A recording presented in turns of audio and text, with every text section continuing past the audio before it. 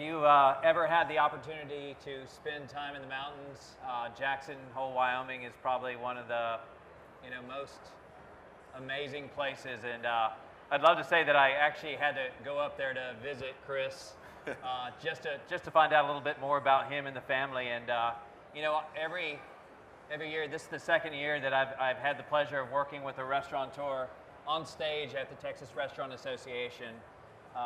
I have the fortune of working with about 375 different restaurant brands, and every year I try and find the brands that I find at least inspiring for me on seeing where the industry's going. And needless to say, I have a business crush on Lazy Dog and what Chris and the team has done. Just a beautiful restaurant, great culture, great company all around. And as I think about you that are here at this show, many of you are seeking an extra little thing that's going to separate you from the rest. And I think Chris clearly has some unique things that he did with Lazy Dog that's allowed it to scale where it is today. And I appreciate him sharing a little bit on his story. This is funny. I feel like I am in Texas, and it sounds like a rodeo here, and there's all this noise going on. So I'm trying to hear myself talk as well as everything and think else. at the same time. Bear with me. I know you have the speakers pointing towards you, but I know what a band member sounds like when you don't have the speakers pointing back at you. So with Lazy Dog, there obviously, before we get into that, I just wanted to see if you could share a little bit about you and your family history and your family's history and love of the restaurant industry. Yeah, God, it really started off with my grandfather, who was, he owned coffee shops in Hollywood, California. And then my dad came along and started up a company called Mimi's Cafe that he built into almost 90 restaurants. And then I came along, and I really kind of grew up in the industry. I never liked working for my dad because I hated being treated differently. So I always went and worked for other people, and some people were nicer than others, but they definitely taught me the ropes.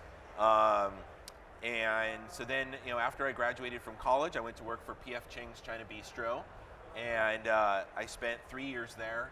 After that, I started working on the Lazy Dog concept, and when I started working on the Lazy Dog concept, I wanted to create a casual dining brand that was geared for the millennial generation that was coming up and that was coming along. And at the time, all the casual dining restaurants were they were products of the baby boomers. Uh-huh. And so, I just knew that there was going to be an issue when the millennial generation got into their casual dining years, yet the only options were their parents' casual dining. Right. And so that's when we started working on Lazy Dog, and I knew that authenticity had to be a key piece of it. I knew that handcrafted scratch cooking, and I knew that a heavy people focus, a focus on people, were kind of the three elements. And really Jackson Hole was like the perfect place to go back to, because my parents had bought a house up there when I was 7 years old. I spent half of the year up there for years and years, and one of my favorite things was sitting around the campfire after we'd have a barbecue or after we'd get home and just like spending time with friends and family. And the mountain culture has this great authentic handcrafted artisan culture to it, and it was a perfect fit. So that's kind of how the Lazy Dog concept was started, and that was 16 years ago. So we've spent a lot of time and a lot of effort kind of refining the concept over the years, but it really it's true to its roots. I did have an opportunity to spend some time in Jackson Hole, and I grew up in Texas, 17 years in the industry. I managed P.F. Chang's on Westheimer back in 98, 99, before I traveled around with P.F. Chang's opening up different restaurants. It's funny, a guy coming from L.A. and from California, and just the person that I know who you are, very grounded. being out in Jackson Hole, it reminded me of a small town that I grew up here in Texas. So I can see how that all related. You know, that history that I had with P.F. Chang's as well. I learned a lot from that experience. And you know, one of the things that were most important in that experience was it was really focusing on the team members. We had the values down, and knowing that was a focus that would reflect back on the customer experience allowed us to, you know, see an opportunity that many restaurants have challenges with, driving top line sales growth. You know, I understand. I've had family restaurants, one in San Antonio today. It's not easy out there. There's certain differentiation that you have to step up and do. You know, with your experience with P.F. Chang's, did any of this reflect back on some of the values that were created at Lazy Dog? Yeah, you know, it's you know, when you start your first restaurant, you just do it. Like you're just in the restaurant all the time. You're exemplifying all of the cultural values of your company. And so what I found was that as we got to 3, 4, 5 restaurants, all of a sudden managers were coming from the outside into our company, and they were bringing bad habits in. And they weren't treating our teammates like the way I wanted them to be treated. And the culture of the company was being diluted. And so we actually reached out to somebody from P.F. Chang's, and I asked him, you know, I don't know what's going on, but how do I fix it? And it came down to really writing down all of the core values, all of the things that we believed in, and putting it in writing so that we could easily communicate that to all of our teammates and all of our managers. Once we did that, it really helped clarify what the expectations were. But it's not something that you immediately think of doing in the beginning, because you're like, this is how we do it. But once we wrote it down, it was incredible, and it was very similar to what P.F. Chang's did. I mean, we were both at P.F. Chang's when there was like 6, 7, 8 restaurants, and the culture was so strong back then that it gave this great imprint of what I wanted my restaurant to be like. But definitely putting things in writing and clearly expressing them was a huge step for us. You know, I would say that even for HotSchedules, learning the values, the importance of that. You know, I always knew that these were words that you put out there that kind of reflected who you were or who you wanted to become. You know, the powerful thing, especially, you know, when you're a CEO or you're a founder of a business, you know, there's something that it's a part of your vernacular in those values of what you're creating. And what happens is they start to become instilled where your team members start to state those values. And values transcend into behavior. And behavior is your culture. Every one of you has, you know, behavior, positive or negative, in your brand. And if those aren't, you know, grounded in 5, 6, 7, it's hard for you to just, it's not a light switch either. Yeah. And it's not just a poster board. It's a constant, you know, reminder from the way that you hire people, the way that you manage, support them, as well as the way that you part ways when you find people that aren't matching those values. And you know, it's to see somebody else from P.F. Chang's go off and be very successful and grow in a brand. It's awesome to see, and it really goes back down to the people. Focusing on them, everything else will fall in place. Now, you know, when I first heard of Lazy Dog, because you've been around for a while, but not a lot of people knew about it because it was really in California. I'm a really good operator. I'm not a very good marketer. So. Like, I was really good at making sure the food was fantastic and the service was spot on, but I was not good at telling our story or getting the word out. So we finally hired somebody to help us with that, and he's doing a much better job than I did. But you knew the naming. Like I remember we named HotSchedules because at that time there was Hotmail and Hot Jobs. But when we went to people and told them we were HotSchedules, they were like, "That's cheesy." That was the kind of response when we got. When I first heard of Lazy Dog, I'm like, who would name their restaurant Lazy Dog? It's a restaurant. Mm-hmm. So what was in the name? You know, and no disrespect. I mean, it's what you make. Funny enough, I had dinner with Steel Platt one night, who started Yard House, And I was like, God, this is killing me. People think that we're a dog food restaurant or a dog store, a pet supply. I mean, this is killing me. A hot dog place. And he's like, Chris, don't worry. You know what? They'll get it. He goes, everybody thought we were actually a fabric store in the beginning. You could buy by the yard. And he's like, it would drive me absolutely crazy, but finally, like, the brand gets strong enough. So, but we wanted. If you take the dog out of our concept, it could be kind of serious. You've got this kind of beautiful Rocky Mountain lodge with big windows and big heavy timbers. You've got a somewhat sophisticated menu. I mean, it's based in comfort food and all scratch cooking, but then you have like some really cool international flavors and twists and stuff. You've got this full bar with TVs and a great craft beer selection and craft cocktails.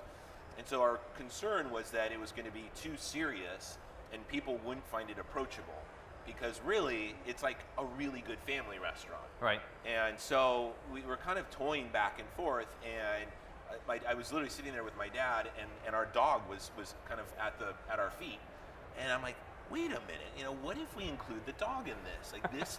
It's like perfect. Like, you cannot take yourself too seriously when you're called Lazy Dog. Like it just, you gotta be easygoing. You gotta be approachable. You gotta be, mellow. And so that's really how it started. And then it took off because people loved it and people remembered it.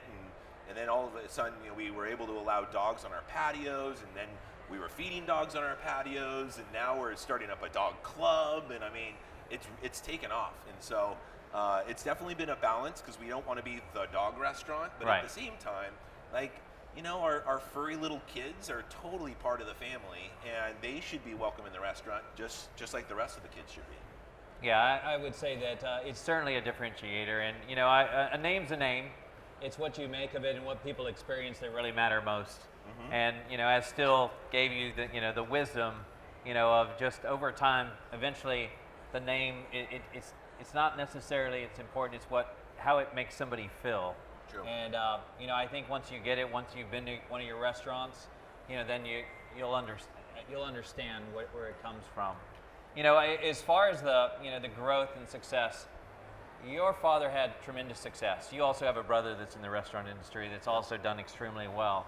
As you were building that first restaurant, did you ever anticipate building a chain of restaurants, or were you just looking at? Yeah, no, I think we definitely, when I started Lazy Dog, I felt like there was an opportunity to build another group of restaurants across the country that could offer this kind of new form of casual dining. So I think because of my family and because of what I had seen that was possible, I definitely went into it, wanting to build more. But probably the best advice I got was, don't talk about building more until you nail the first one. Yeah. Because I've heard so many people come to me and they're like, hey, I've got this concept. We're going to open up 5 of them, and we've got 25 over the next 2 years. And I'm like, you are going to fail. Like it's just, you have got to open the first one and just work it and work it and work it until it's just right, and then grow. How long did it take you to build that one? It took 3 years until we opened up the second one. Okay. Yeah, so we worked it for like a good solid 2 years. My original partner, Gabriel, came from the Ritz-Carlton, so he was used to having bodies everywhere in the kitchen. And so I had this talk one day, we were running like 20% kitchen labor. And I go, Gabe, this has got to stop. We have got to get this down to 10%. He's like, this is impossible. And I'm like, well, then great, we're not going to open up any more restaurants. And so, lo and behold, he and I spent the next 2 years getting it down to where it needed to be. And then finally, we were able to move on and build a second. So you really worked on the financial model, because obviously you don't want to build the second one if the first one's not profitable. And no, I mean, you have to get investors. And so, our restaurants are 8,000 square feet. They're 350 seats. Like, they do almost $7 million in AUV now. Back then, in order to build these, I needed to raise $3 million per restaurant. In order Wow. to do that, I had to have a model that showed a return that was valid for investors. That's amazing. How many of you have been in the restaurant industry for more than 20 years, just by a raise of hands? How many Nice. family restaurants, if you keep your hand up? So we've got about 5 or 6 that are family restaurants. I work with a lot of restaurateurs, and the toughest thing is when you're building a brand for your children to take it over, or it just doesn't seem like a lot of people are interested, the next generation, to take over. And that's the struggle that I see for a lot of different restaurateurs. Yeah. It makes me think of knowing it, when it's just about family, you have to bring in the right people to help you grow and scale beyond just family, because there's a lot of people out there that are just, it's time for them to relax a little bit and to, try and all the hard work and effort hand over to something. When you think about Lazy Dog, it wasn't necessarily a family endeavor, and the fact that you and Mike both decided to go in the restaurant industry is just mind-blowing. Yeah. Because I wouldn't say that many people get the bug, because it's a lot of hard work. It's a lot of stress too. I mean, I think everybody knows that.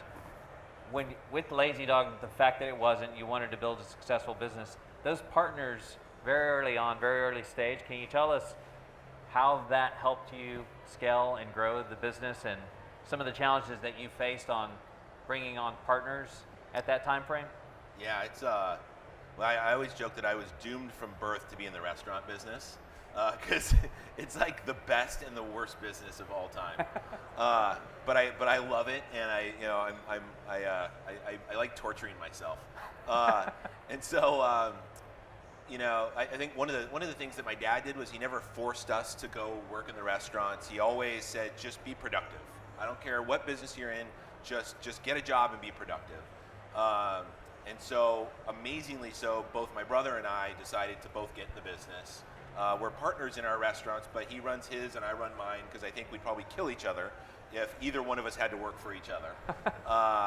But so starting off, it's tough, because it's a chicken and an egg. Like you need to have a successful business to attract quality people, but at the same time, you need quality people to have a successful business. And so what I found was basically I ended up, picking and choosing people that I had worked with before that could come and help me open up the first restaurant. So that's awesome, right? So you have these really highly qualified people coming in, helping you open your first restaurant. But then you start growing, and all of a sudden you have 5, 6, 7, 8, 9, 10 restaurants, and the abilities of the people that allowed you to open your first restaurant, you start to outstrip their ability to grow into that multi-unit type of person. And so, really, I think when we got to 10 to 15 restaurants, I had to make some really tough decisions on, all right, I've got this group of founders that help me build the first, group of restaurants, Right. but they've hit their heads, they can't move to that next level quickly enough. So I had to find places for them in the company and have some really difficult conversations. It was probably the worst thing I had to do, to sit there with your fellow founder and say, you can't do the job you're doing anymore. I've got to move you into a lesser position, but a different position. Different position. Yeah. And it was the best thing I did. I got our head of culinary down into an R&D position, and he's super successful there. I got our CFO into a head of development, and I moved my team around, and then that enabled me to bring in some people that had seen kind of where we were going, who had operated at 50, 60, 70, 80 restaurants, and then those people were able to teach me how to be a better CEO at that level. So it was a tough one. It's such a difficult thing to do, but it's so essential. It's kind of the entrepreneur's dilemma, is like the finance guys call it that. Yeah. They're like, yep, all right, the entrepreneur's dilemma. Loyalty versus like success of the company, and so hopefully you can do it at the right time. One of the best advice I got was do it early enough so that there's a place for them, because if you wait too long, then there's not a place for them anymore. And so fortunately I was able to do it, and so we still have all of our founders in the company and active and kicking butt. That's amazing. You know, you're doing some interesting things as well on the clubs. Uh-huh. You know, just another element of differentiation. Can you share just a little bit about, so you have the restaurant, you're supporting the restaurant, obviously, great food, great service, unique atmosphere, environment.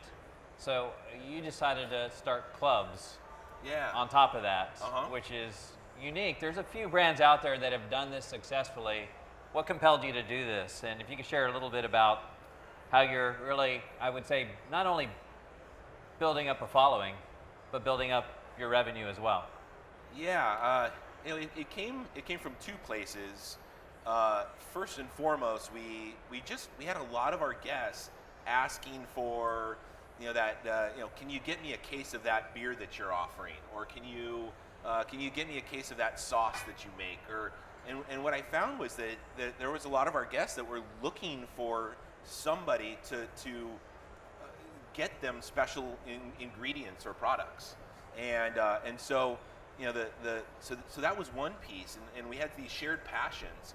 The other piece was that, you know, with minimum wage increasing and the operating environment not getting any cheaper, we needed a way to be able to boost revenue within the box that we were building.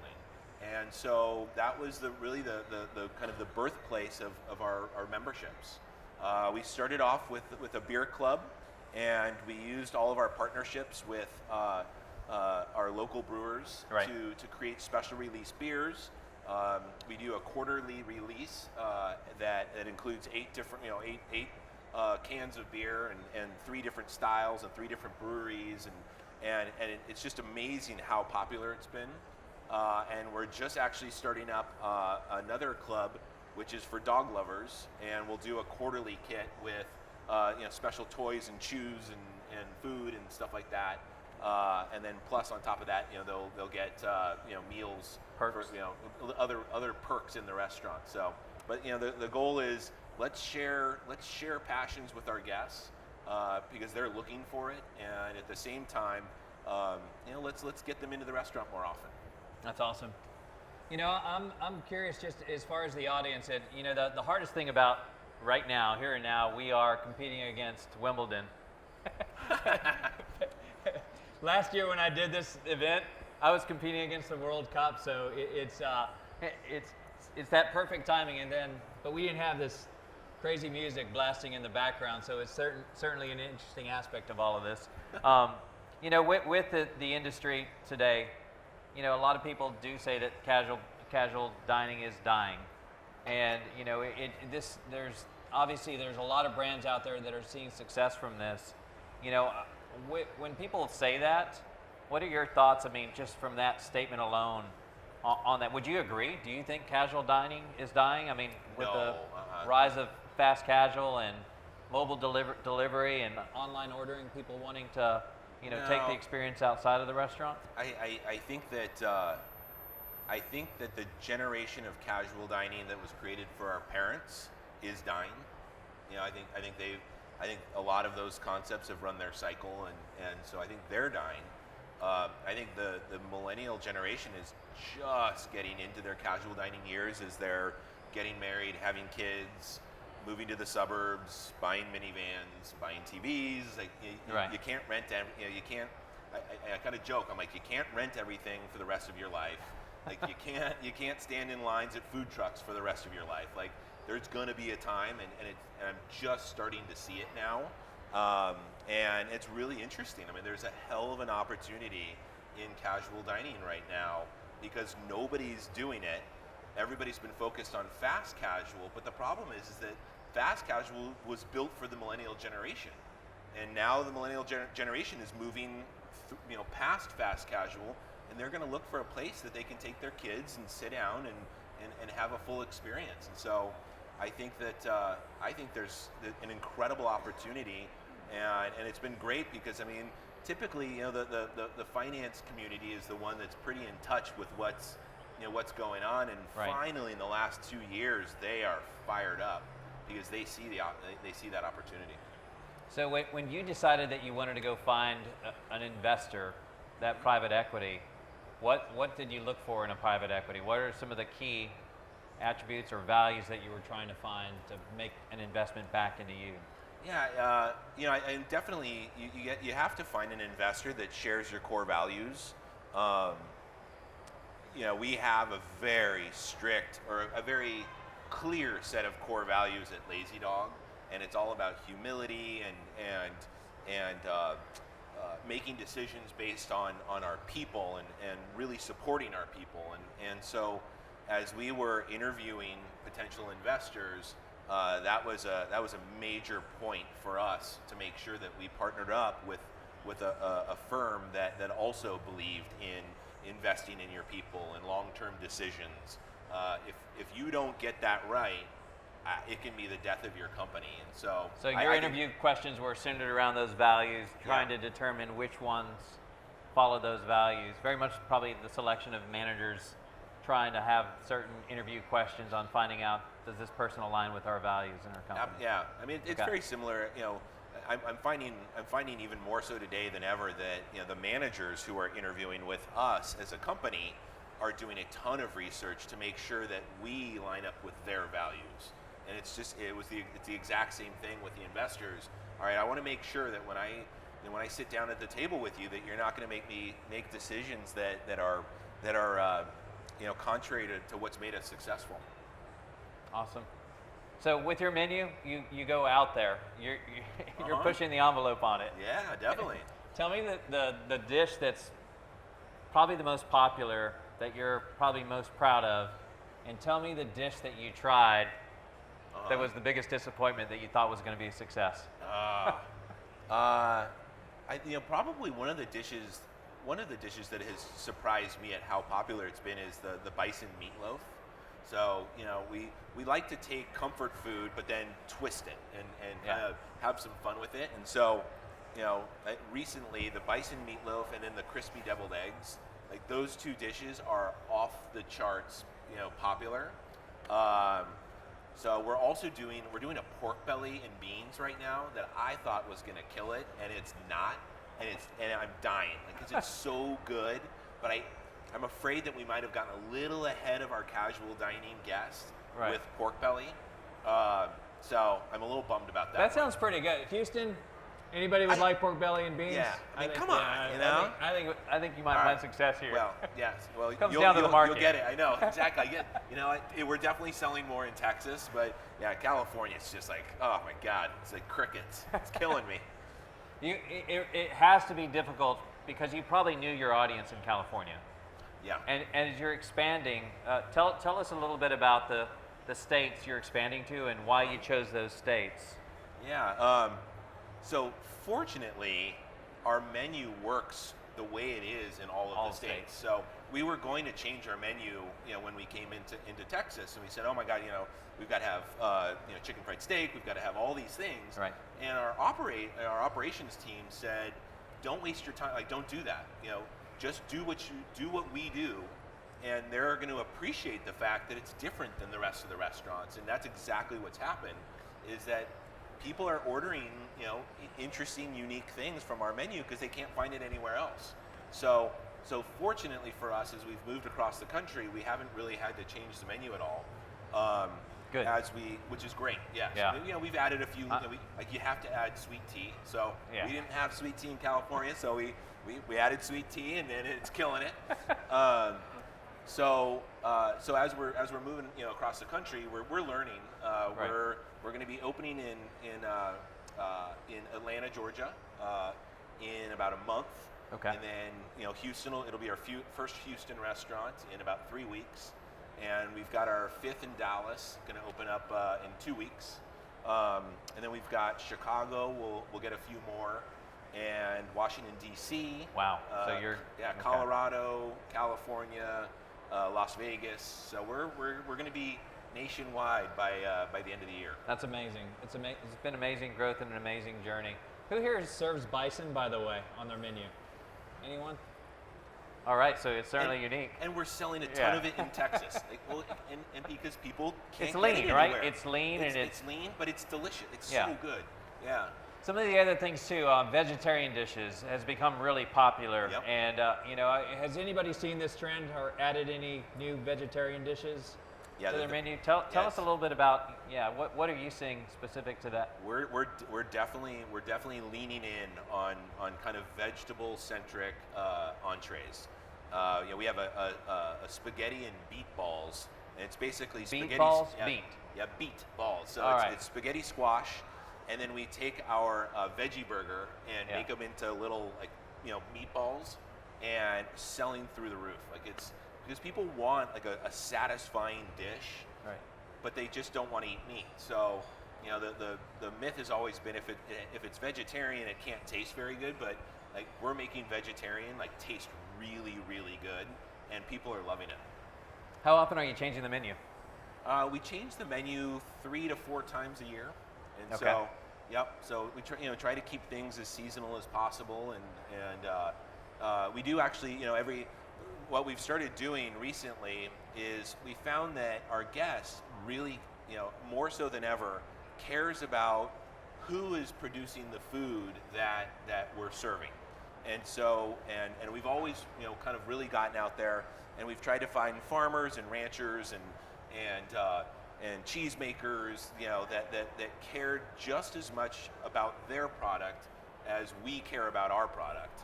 And so every 6 months we roll out kind of a new Growers Pride menu, and it features a handful of producers from across the country.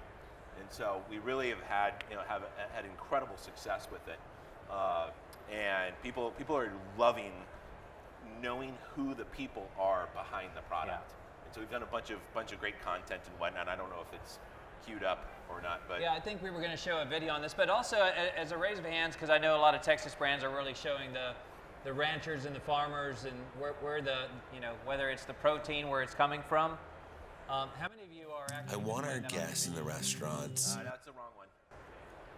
Yeah, we've already done that one. How many have been adding that to your menu, just as far as the growers? We've got one. It seems to be.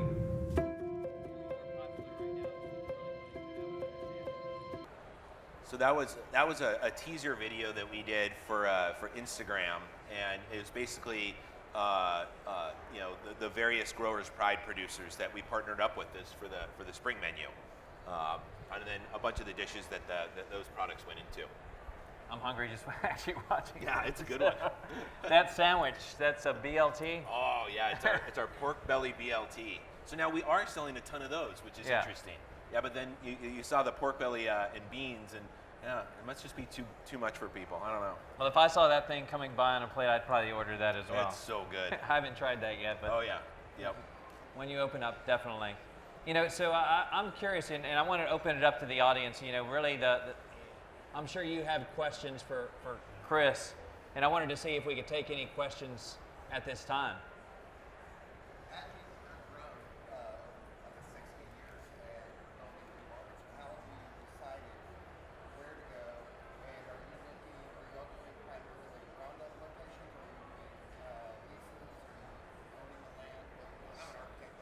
Oh, great. No. Yeah, so...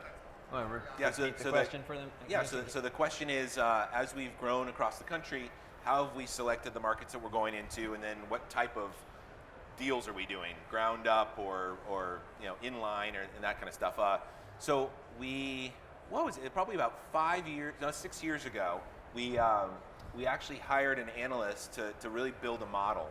And so the model took all of the characteristics of our most successful restaurants, demographics and traffic counts and all the different things that go into a real estate decision, and then we laid that on all of the markets across the country and looked for very similar markets to our most successful restaurants. And so we've got a really good model right now that is now able to predict sales volumes, and it's pretty darn good. Now that's the science side of things. We also have a great experienced real estate team and a lot of experience in a lot of those markets. So I call it kind of the combination of art and science.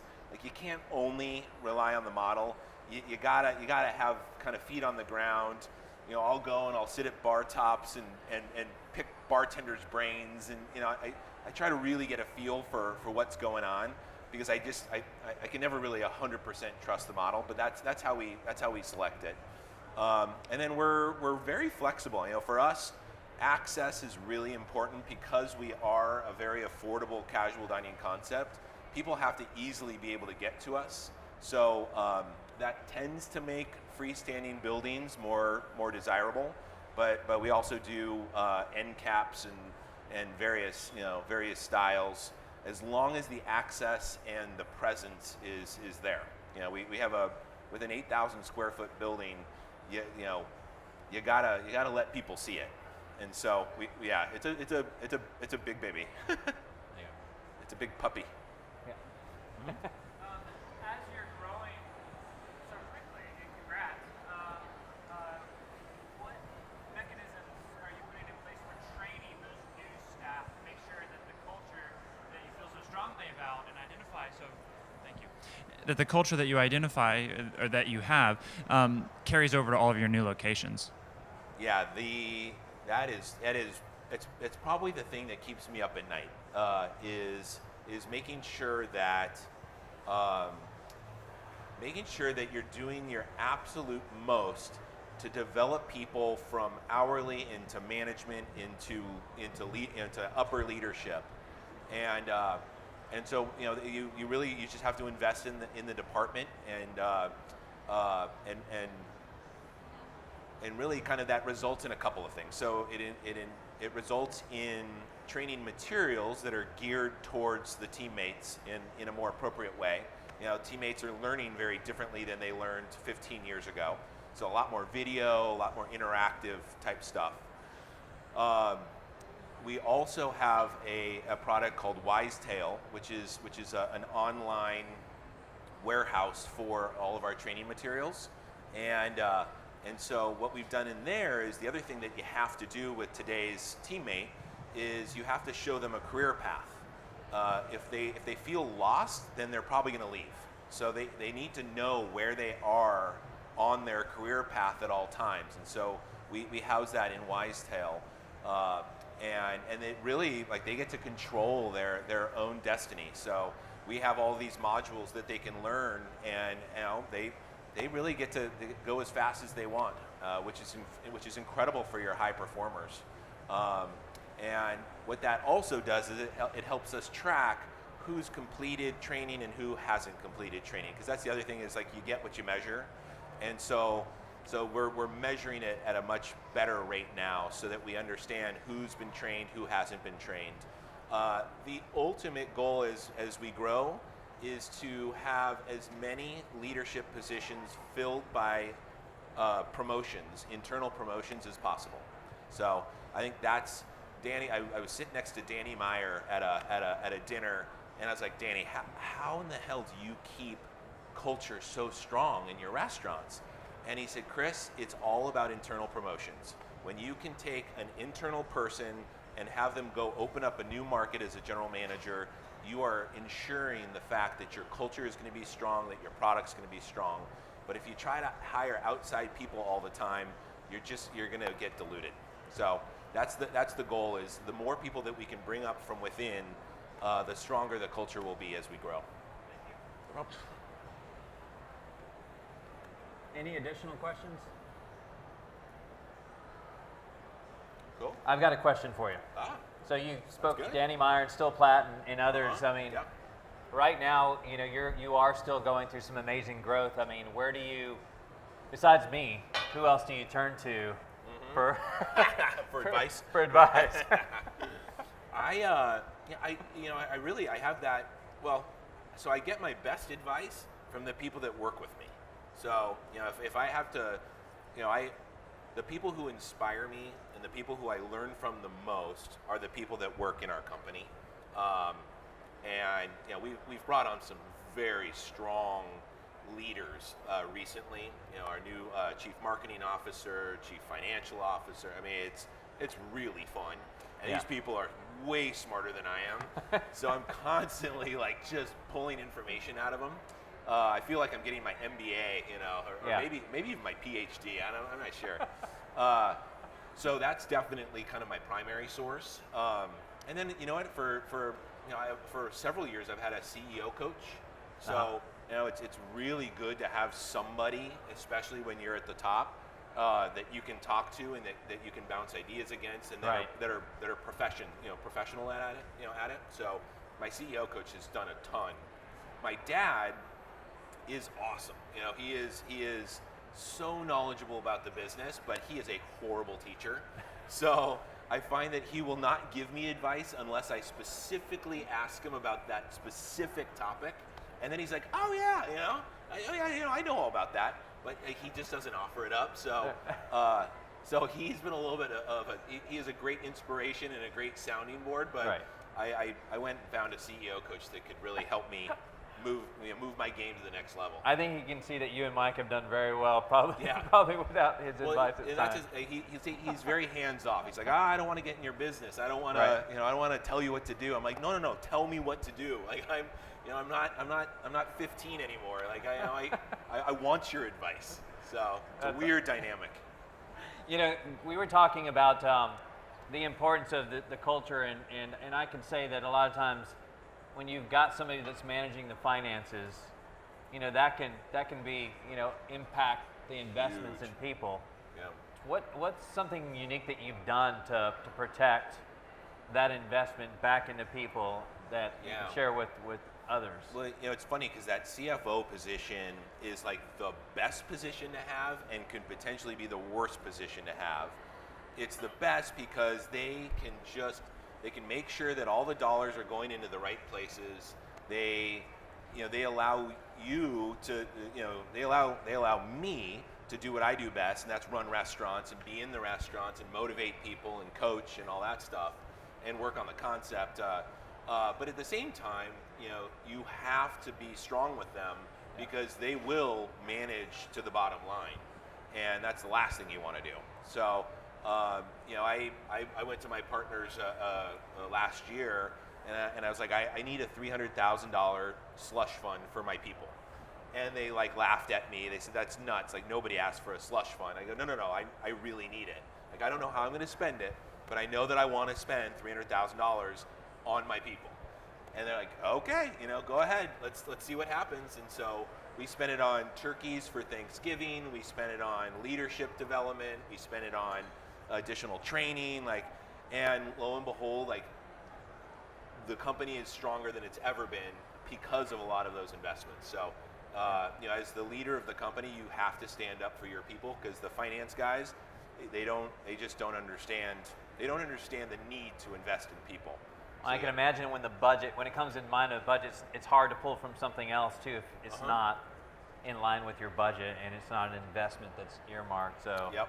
I thought No doubt. that's pretty incredible, the fact, and I'm sure the return is far above and beyond than one can probably calculate. Yep. Of just kind of making people feel special and that you care, because that goes a long way for any company, any team member. Yeah, so true. Yeah. It's so hard because the expense is like a hard expense. So either you do it or you don't. It's the return that's kind of fuzzy, and so that's where the finance guys have a hard time because they like to calculate things, and it's really hard to calculate the return on that investment in people. But it happens. It just happened. Because of that, our turnover today is the lowest it's ever been in the history of the company. And especially when you look at the industry, and it's one of the highest turnovers it's ever been. So, Right. In this super low unemployment market, you have to invest in people, or else you're not going to get them, you're not going to keep them, you're not going to develop them. So, you got to invest in them. And your turnover is half that of the industry. Yeah, it's half of the industry. Yeah. Wow. So, Okay. and that's a lot of our success. The conditions right now, and many of you are faced with this. As far as the full service restaurants, turnover is 101% year over year. If you are limited service, fast casual, quick service, averaging 160%. Pretty shocking. Any restaurant with 25 to 50 employees is spending $97,000 to $127,000 a year just on our turnover. That's a significant. So if you think about 90 to 120,000, if you get a slush fund, and take that back and invest it in people. Development's a big thing right now. Yeah, Yeah. the number one reason somebody leaves their job is because of their boss. So therefore, what I said was, all right, well, if that's the case, I'm going to work on the bosses to make them as great as they possibly can so that our teammates don't leave. So you train then- them, make sure they've got the Yeah, tools necessary Yeah, to, so to lead. we've spent the last 2 years on managers. Let's make sure that they are incredible leaders, that they're motivated, they feel appreciated, and what that's done is it's trickled right down to the teammates who feel that love, Right. and then they don't want to leave. So I really think that was the right focus when we did it. That's amazing because obviously, yes, you're right. That's going to help your retention. 36% turnover for full service restaurants for managers every year. And right now it's about 60% for limited service. So 60%, you think about that. I mean, it's a lot of just, money. when you have a lot of leadership changes, obviously your staff doesn't stick around, your customers aren't back enough. So, I highly encourage, if you don't have a slush fund, get a slush fund. Invest back into development of your managers. You take care of them, they're going to take care of your team members. And obviously, you're going to have happier customers the way that it all turns out. I really appreciate you spending time with us and sharing your story. I just think it's remarkable. I know you've been on this journey for 16 years, so you're just living it day to day, and I'm sure you have to pinch yourself every once in a while. Always. Oh yeah. As you're saying this, but I've been on this journey with HotSchedules for 20 years, and we had some remarkable news this past week, and which I'm very excited about, and thanks to you helping sharing the good work we've done with you. We've merged with Fourth. For those of you that are not familiar with Fourth, we got a few hand claps back there. Congratulations. Fourth and HotSchedules are in the booth right here, and what Fourth brings to the table, what I could say about a merger, these things can be disruptive in a lot of people's eyes. We're really excited about value alignment with this great brand and the people that they have, and we certainly look forward to speaking with you more and serving you, just as we serve Chris and his team. Chris, thank you so much for being here with us. Hey, my Appreciate pleasure. it. Thank you, David. Thank you all. Enjoy the show.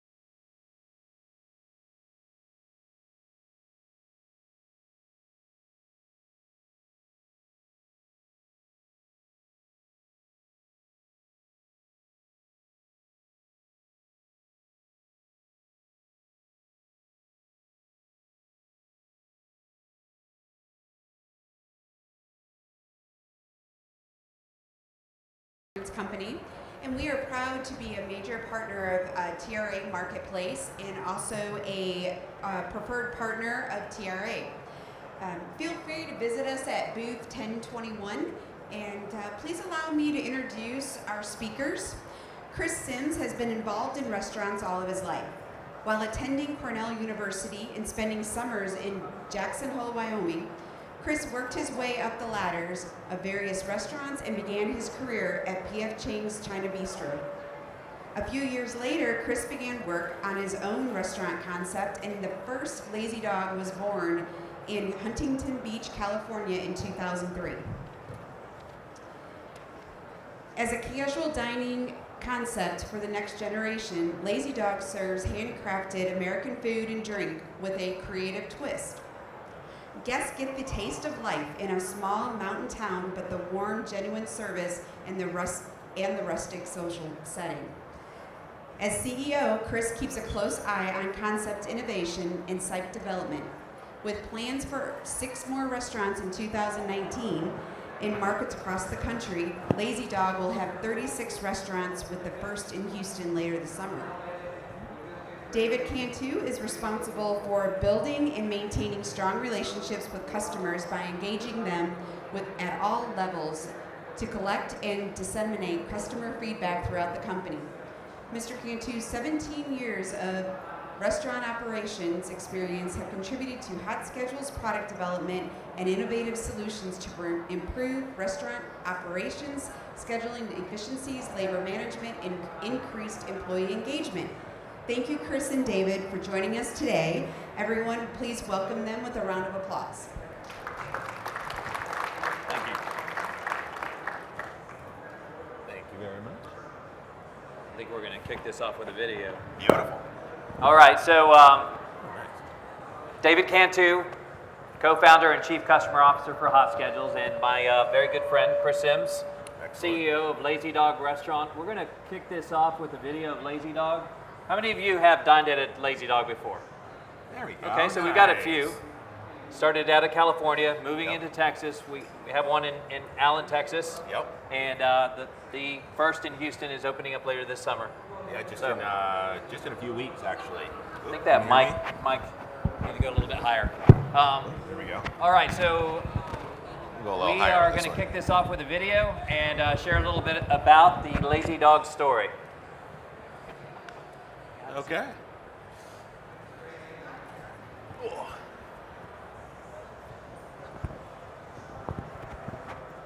I want our guests in the restaurants to feel the warmth and care that I feel when I come to the Rocky Mountains. When I come here in the summer, the valley is just alive. It's the incredible smell of the pines. It's the 1,000 shades of green. It's the sounds of the creek running by. It's long drives on 2-lane roads. It's time with friends and family around the campfire.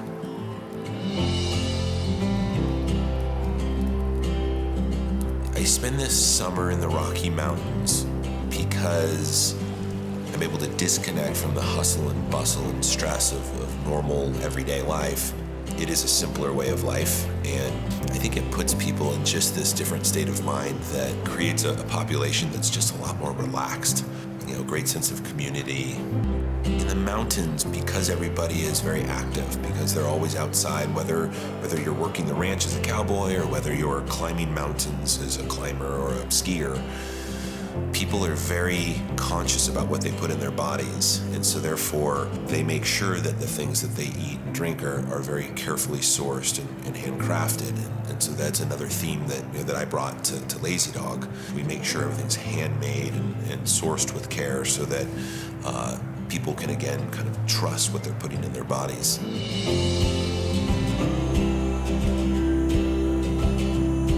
Escaping to the Rocky Mountains gives all of us this reset button that we're able to rejuvenate ourselves, refresh ourselves, kind of get back to what is really the greatest meaning in life, and that's just getting together and being together as a family.